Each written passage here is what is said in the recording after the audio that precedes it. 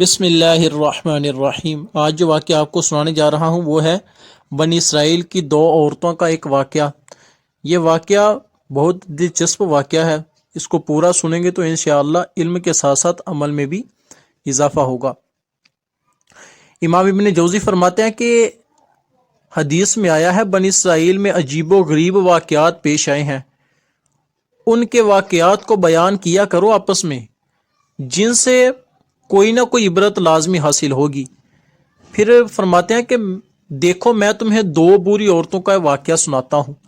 بنی اسرائیل میں ایک شخص اپنی بیوی کو بہت محبوب رکھتا تھا۔ اس کی والدہ نہایت نیک بخت بری عورت تھی، اور دوسری طرف اس شخص کی بیوی کی جو ماں تھی نا، یعنی اس شخص کی ساس، وہ بھی بری تھی، مگر تھی وہ بڑی لڑاکی۔ اتفاق سے ان دونوں میاں بیوی کی مائیں دونوں بری عورتیں نابینا بھی تھیں۔ اس کی بیوی کی ماں اپنی عادت کے مطابق اپنی بیٹی یعنی اس شخص کی بیوی کو بہکاتی اور اکساتی رہتی تھی، جس سے آئے دن ساس اور بہو میں سخت جھگڑا رہتا تھا۔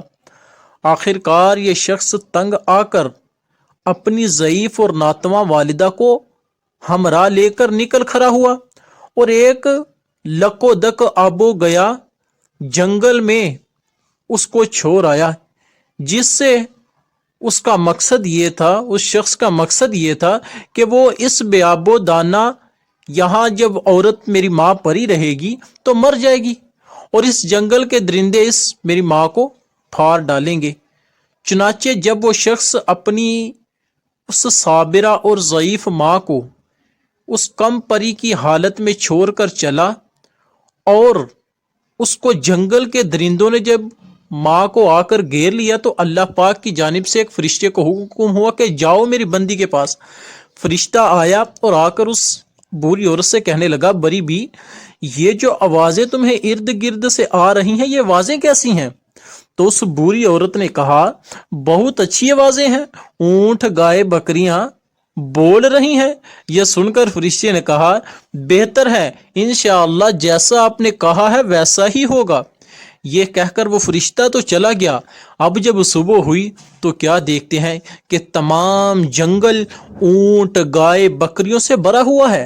اگلے روز اس کے بیٹے کو خیال آیا کہ چل کر دیکھو تو صحیح، آخر میری بری ماں پر کیا گزری ہے۔ غرض جب بیٹے نے جا کر دیکھا تو ماں کے قریب تمام جنگل اونٹ گائے اور بکریوں سے بھرا ہوا ہے، جس کو دیکھ کر اس نے حیران ہو کر اپنی ماں سے معلوم کیا کہ اماں، آخر میں یہ کیا دیکھ رہا ہوں، بتاؤ تو صحیح ماجرا کیا ہے۔ ماں نے کہا، بیٹے تو نے میری نافرمانی کی اور اپنی بیوی کی اطاعت کی، اللہ پاک نے مجھے میرے صبر کا پھل دیا ہے۔ اپنی والدہ کی یہ گفتگو سن کر وہ شخص بڑا نادم اور شرمندہ ہوا اور اپنی ماں کو اس عطائے خداوندی کے ساتھ گھر لے آیا۔ اب کیا تھا، اس کی بیوی کو ساس کی یہ نعمتیں دے کر شوہر پر یعنی برداشت نہ ہوا۔ اپنے شوہر سے وہ ضد کرنا شروع ہو گئی کہ میں اس وقت تک اس گھر میں ہرگز نہیں رہوں گی جب تک تو میری بری نابینا ماں کو بھی اسی جنگل میں نہ چھوڑ آئے جہاں اپنی ماں کو تو چھوڑ کر آیا تھا۔ اب بیوی بدل گئی، اس نے کہا کہ جیسا تو نے اپنی ماں کے ساتھ کیا ویسا ہی میری ماں کے ساتھ کر۔ مجبوراً وہ شخص اپنی بیوی کی ماں کو بھی وہیں لے جا کر چھوڑ آیا، یعنی اپنی ساس کو چھوڑ آیا۔ اب جب شام ہوئی اور اس بریا کو درندوں نے آ کر پہلے والی عورت یعنی بریا کی طرح گھیر لیا، تو پھر خدا کے حکم سے فرشتے کو حکم ہوا کہ جاؤ اس بری عورت کے پاس۔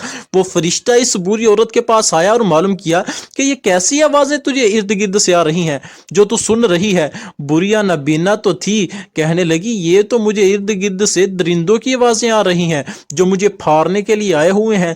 یہ سن کر فرشتے نے کہا، انشاءاللہ الکریم ایسا ہی ہوگا جیسا تو نے کہا ہے۔ یہ کہہ کر فرشتہ تو چلا گیا اور درندوں نے چیر پھاڑ کر بریا کو بوٹی بوٹی کر دیا۔ جب صبح ہوئی تو اس شخص نے پھر اپنے شوہر پر تقاضا شروع کیا کہ جا کر دیکھ تو صحیح میری ماں پر کیا گزری اور اس نے کیا کچھ جمع کیا، کیونکہ اس عورت کا خیال تھا کہ شوہر کی ماں کی طرح میری ماں نے بھی اسی طرح مویشی جمع کر رکھے ہوں گے۔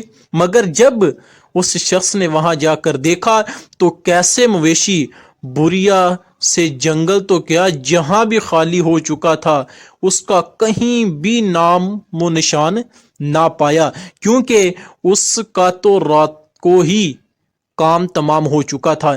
جہاں تہاں ٹوٹی پھوٹی ہڈیوں کے سوا کچھ بھی نہ پایا، جو جمع کر کے اس نے اپنی بیوی کے سامنے لا کر رکھ دیا کہ یہ ہے تیری ماں۔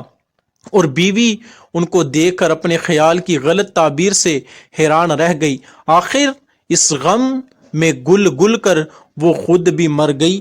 حسد اور بغض کا یہی نتیجہ ہوا کرتا ہے۔